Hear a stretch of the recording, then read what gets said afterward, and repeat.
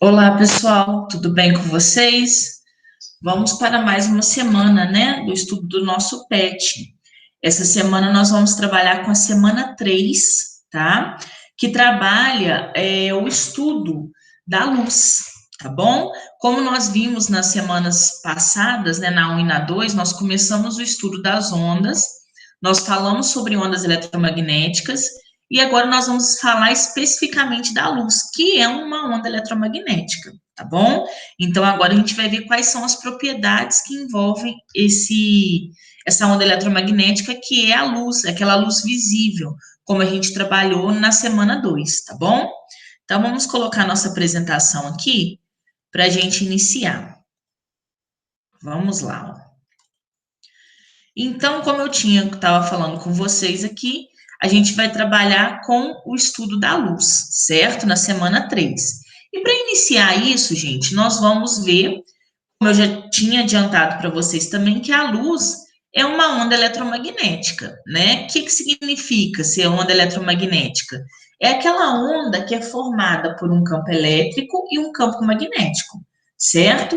E a luz é aquela luz visível, aquela que a gente consegue ver. É a luz que vem do sol, a luz que vem de uma lâmpada, né? Que vem de qualquer coisa que a gente consiga ter essa fonte de luz. A gente chama isso de fonte primária de luz, tá certo? O que seria essa fonte primária? São os corpos que têm luz própria. Os outros corpos que existem, por exemplo, a Lua, a própria Terra, né? Um objeto qualquer que a gente esteja observando, eles não têm luz própria. Mas, a gente vai falar sobre isso no finalzinho hoje, a gente consegue observar esses objetos porque eles refletem essa luz das fontes primárias, tá bom? Então, por exemplo, como é que a gente consegue ver a Lua? A gente consegue ver a Lua porque essa Lua reflete a luz que vem do Sol. O que é refletir, né? Nós vamos também, isso a gente vai trabalhar na próxima semana, tá? Trabalhar com os fenômenos relacionados à luz. Mas refletir é um fenômeno fácil. É quando a luz bate em um certo obstáculo e volta, tá? Quando a gente olha no espelho da nossa casa, é porque a gente está tendo a nossa imagem refletida ali naquele espelho, tá bom? Mas a gente vai aprofundar mais nisso na semana que vem, ok? Para a gente começar a entender como que a luz ela pode se propagar, o que é se propagar, né? Quando a gente fala aqui, ó, propagação da luz, é como que a luz se movimenta, tá? Como que a luz ela anda pelos espaços. Então a gente vai trabalhar com alguns princípios relacionados a essa luz. São 3 os princípios, ok? O primeiro princípio é o princípio da propagação retilínea dos raios luminosos, ou o princípio da propagação retilínea da luz, certo? Que diz isso? Que a luz ela vai se propagar em linha reta, tá? Então a luz ela não faz curva, ela se propaga em linha reta. Então aqui, ó, tá mostrando um laser, né? Um laser que tem a propagação retilínea e esse laser ele vai chegar até um objeto, uma pessoa, alguma coisa do tipo. Ele não faz curva no movimento dele. É igual essa luz da vela aqui, ó. Ela vai direto passando por esse orifício aqui até chegar nos olhos da pessoa. Agora, se esse orifício tivesse aqui, ó, aqui embaixo, esse orifício não receberia essa luz. Por quê? Porque ela não faz esse movimento aqui, ó. Ela só se propaga em linha reta, tá? Então, esse é o primeiro princípio. O segundo princípio, gente, é o princípio da independência dos raios luminosos, que é o quê? Na verdade, é aquela situação quando os feixes de luz, né, os raios de luz se encontram, igual aqui, ó, eu tenho essa luz aqui amarelada, né, avermelhada, e tem essa luz aqui azulada. Elas vão se encontrar, então aqui elas estão se encontrando, certo? Só que esse encontro delas não produz efeito nenhum, tá certo? Quando elas se encontram, elas continuam a se propagar após esse encontro, né? Elas continuam a se propagar como se elas não tivessem se encontrado, certo? Vai chegar aqui, ó, essa luz amarelada e aqui vai chegar essa luz azulada. não vai ter interferência de uma pela outra, tá certo? Elas se propagam após o encontro, elas se propagam normalmente. Então, por isso que chama princípio da independência. Os raios são independentes. Por mais que eles se cruzem, eles não vão ter interferência um do outro. Eles vão continuar sendo independentes, ok? E o terceiro princípio, gente, é o princípio da reversibilidade dos raios de luz. O que significa isso? Isso aqui é o seguinte, aqui é como se fosse um espelho, né? Isso aqui que está sendo mostrado aqui é um espelho, ok? E aí tem duas pessoas. Tem uma pessoa que está olhando para esse espelho e vendo essa outra aqui, então essa pessoa aqui, ó, olhou para o espelho, certo? Então, esse raio de luz está chegando aqui e ela está vendo essa pessoa aqui embaixo, certo? A pessoa de baixo, se ela olhar pelo mesmo raio, ou seja, pelo mesmo ângulo, ela também vai ver essa pessoa aqui em cima, certo? Então, é isso que quer dizer reversibilidade, ou seja, um raio leva ao outro. Isso aqui a gente consegue perceber no nosso dia a dia facilmente, né? Você coloca um espelho atrás de você e um espelho na frente. Quando você olha no espelho da frente, você vê o que está no espelho de trás. Isso é o princípio da reversibilidade. Você conseguir enxergar o que está atrás de você, mesmo que você não esteja vendo, porque o raio de luz atrás de você vai seguir o mesmo caminho que o raio de luz que levou a você, tá certo? Isso acontece também no trânsito, né? Por exemplo, você está no carro e está olhando para o retrovisor. O retrovisor está aqui, ó, certo? Você está aqui no carro. Quando você está olhando para o retrovisor, você está vendo o que está atrás aqui do carro, certo? Se vem uma moto na sua direção, esse motoqueiro que está na moto, ele também vai conseguir ver a sua imagem através do retrovisor. Por quê? Porque você está olhando nesse ângulo aqui, ó. Você olhando nesse ângulo, o motoqueiro também consegue ver a sua imagem. Isso é reversibilidade, tá certo? Então, você olha no espelho e vê o que está atrás de você. Se a pessoa estivesse atrás de você e olhasse nesse mesmo espelho, ela também iria ver a sua imagem, ok?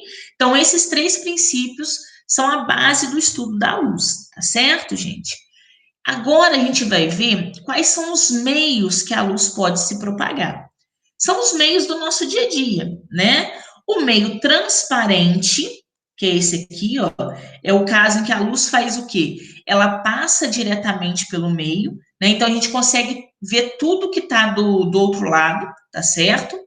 O próximo meio é o meio translúcido, que é, por exemplo, um vidro fosco, alguma coisa do tipo. A gente consegue ver parcialmente o objeto que está do outro lado. Não consigo ver tudo. Por quê? Porque a luz que vai chegar do outro lado é uma luz parcial, tá certo?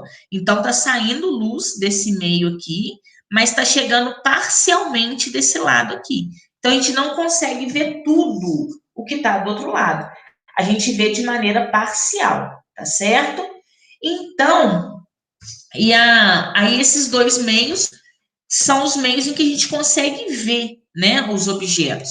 Agora, o meio que a gente não consegue ver é o meio opaco, que no nosso caso, né, são a maioria dos nossos objetos. Uma parede, um livro, um caderno, através desses objetos, a gente não consegue ver nada. Por quê? Porque o raio de luz não consegue se propagar por esse meio opaco, tá certo? Então aí a gente não consegue ver. Se ele se propaga totalmente, ele é um meio transparente. Se ele se propaga parcialmente, ele é um meio translúcido. Aí é só pensar no vidro fosco, que a gente consegue perceber como são esses meios, ok? E aí, gente, o que acontece? Se a gente juntar essa questão da propagação dos meios, né, com a propagação retilínea da luz, a gente tem a criação de dois conceitos. É o conceito de sombra e o conceito de penumbra, beleza? Então, a gente sabe que a luz se propaga sempre em linha reta. Então, tá aqui uma fonte de luz, ó. certo? E essa fonte de luz vai encontrar um objeto aqui, ó, que é opaco, tá certo? O que que acontece quando a fonte de luz encontra um objeto opaco? Ela produz uma coisa chamada sombra. O que que é a sombra? É a ausência total de luz. Então, a luz veio aqui, ó, em linha reta, né? Ela faz isso aqui, ó, e vai produzir a sombra, certo? Ela não faz isso aqui, ó, porque a luz poderia, vamos supor, que não tivesse esse princípio da propagação retilínea. Ah, eu não quero passar, a luz vai falar, eu não quero passar por esse obstáculo aqui, não, vou passar todo aqui por baixo. E aí o que, que aconteceria? Não teria sombra, certo? Mas a gente sabe que a luz se propaga em linha reta. Então, por isso é produzido a sombra, ok? Quando, gente, a fonte de luz não é um pontinho, como nesse caso aqui, ó, nesse caso aqui a fonte de luz é um pontinho. Nesse caso de baixo, ela não é. Então, aqui, sei lá, pode ser uma lâmpada compridinha, daquelas compridinhas, pode ser o próprio Sol, que tem um certo tamanho, né? Então, isso aqui a gente chama de fonte extensa. Fontes que têm um tamanho, não é só um ponto, tá? E aí, o que acontece quando eu tenho essas fontes? Para formar sombra em relação a essas fontes, a gente faz o quê? Ó? A gente traça o raio de luz saindo da fonte, passando pela parte de cima do objeto e passando pela parte de baixo do objeto, certo? E faço a mesma coisa com a parte de baixo da fonte, ó. Beleza? Passou em cima e vai passar embaixo. Quando a gente faz isso, gente, formam-se três regiões, tá? A primeira região aqui, ó, que é uma região que vai ter uma parte de luz e uma parte sem luz. Essa parte de luz e essa parte sem luz é chamado de penumbra, beleza? Vai ter a parte totalmente sem luz, que é a sombra, e vai ter outra parte de penumbra, que é a presença parcial da luz, certo? Então, pensem sempre nisso. A gente tem penumbra e sombra, ok? E com isso, gente, o que que acontece? Se eu tenho propagação retilínea da luz, tenho formação de sombra e penumbra, a gente agora consegue explicar fenômenos que são super importantes, que são os eclipses. A gente tem um eclipse solar, né? O eclipse pode acontecer de maneira solar ou de maneira lunar. Qual que é a diferença entre esses eclipses? O eclipse solar, gente, é esse caso aqui, ó. A Lua, tá? É igualzinho, a gente estava bem parecido com essa figura aqui, ó. É muito parecido. O Sol vai fazer o papel da fonte, tá? Então, isso aqui é a fonte. A Lua vai ser o nosso obstáculo, certo?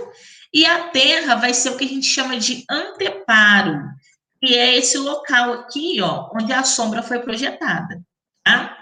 E aí, o que que acontece? Se é um eclipse solar, né, a luz do Sol vai sair daqui e vai passar pelas bordas da Lua, formando duas regiões, né, no caso da Terra.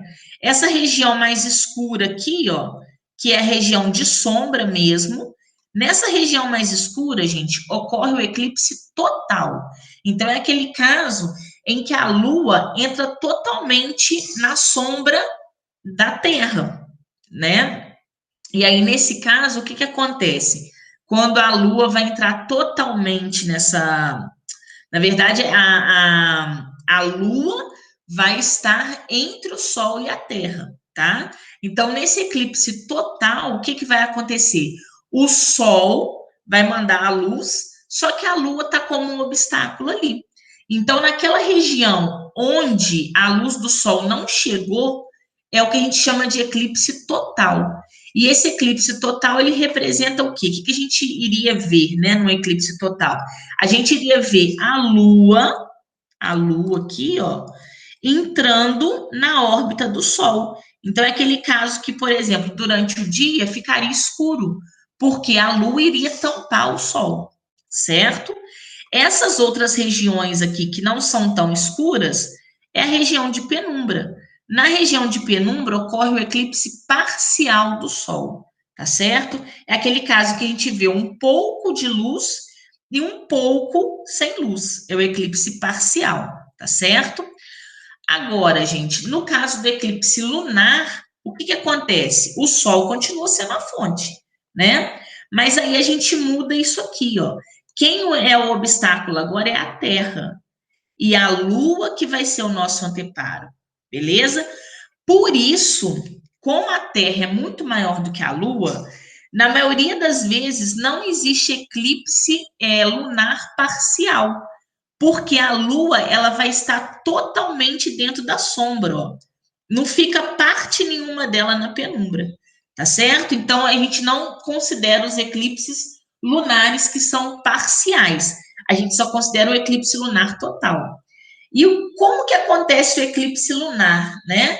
Como que a gente vai ver isso? A gente vai ver um eclipse lunar acontecendo da seguinte forma: a Terra tá aqui, ó. A Terra vai entrando na órbita da Lua e a gente consegue ver claramente, né? Para ter um eclipse lunar, gente, a gente vai observar isso à noite com uma lua que seja uma lua cheia, uma lua nova, tá? Que seja uma lua em forma mesmo circular. Aí a gente consegue ver nitidamente a Terra fazendo isso aqui, ó, ela vai entrando na órbita da Lua, certo? Então, vai fazendo isso aqui, ó.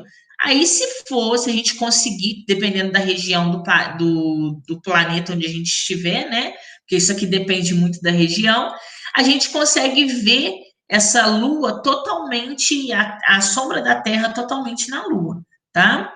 Mas às vezes a gente não consegue ver tudo. Ah, então quer dizer que é um eclipse lunar parcial? Não. A gente não vai conseguir ver tudo porque a nossa localização na Terra não é favorável, mas a Lua vai estar sempre dentro da sombra da Terra.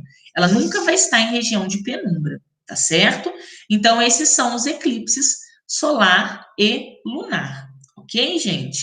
E por que ocorre o eclipse? Porque a luz se propaga em linha reta.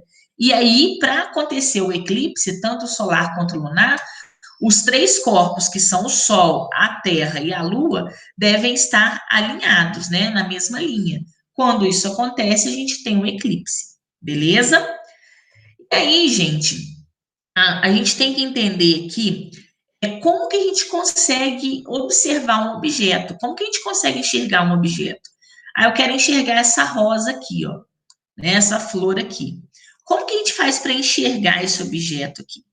A gente só consegue enxergar esse objeto porque tem alguma fonte de luz que está mandando luz em várias direções, certo?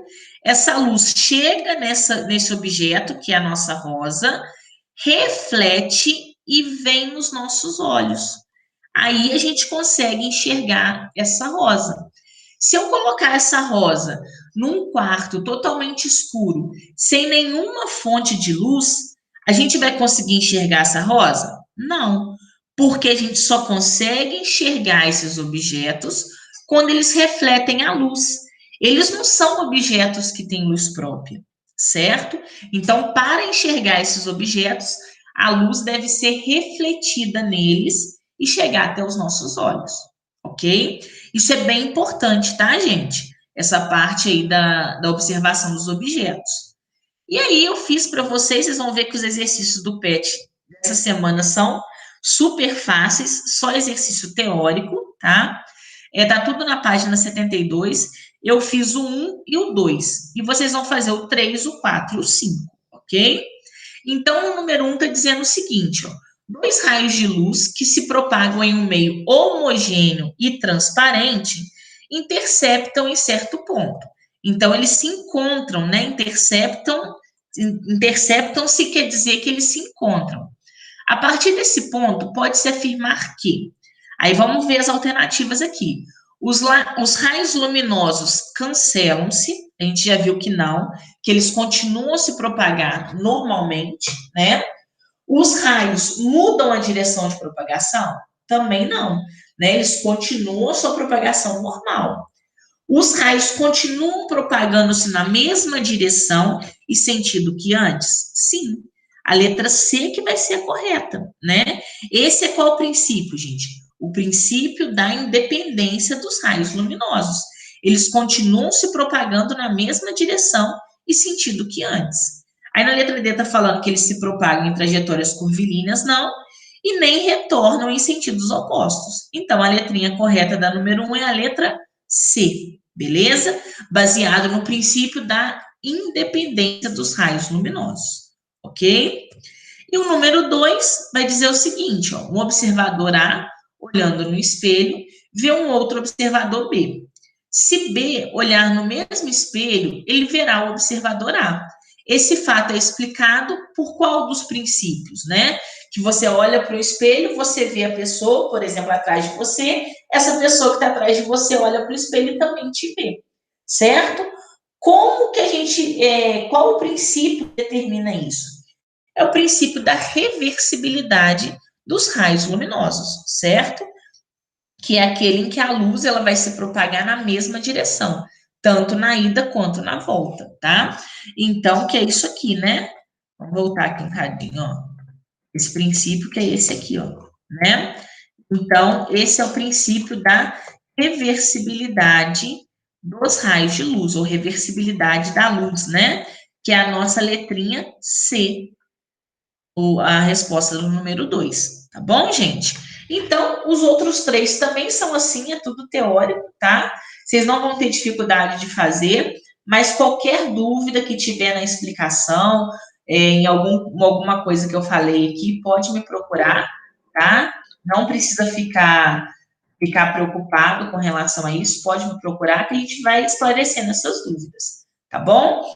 Então, a gente finalizou a semana 3. Vocês vão fazer esses exercícios e me mandar, eu vou colocar a data lá, vai ser até o dia 22. E aí, do dia 23, mais ou menos, até o dia 28, a gente vai fazer a semana 4. E depois eu ainda vou fazer uma aulinha de revisão para a nossa provinha, que vai estar disponível a partir do dia 29, tá? Mas não vamos preocupar com isso agora, não. Depois a gente vai falar mais com calma sobre isso, tá bom? Mas só deixar ciente para vocês que vai dar tempo da gente ver as 4 semanas e fazer a nossa provinha. Tá bom, gente? Então, a gente se vê na semana que vem com a semana 4, tá bom? Qualquer coisa é só me procurar. Um abraço para vocês, boa semana, bom final de semana, fiquem com Deus.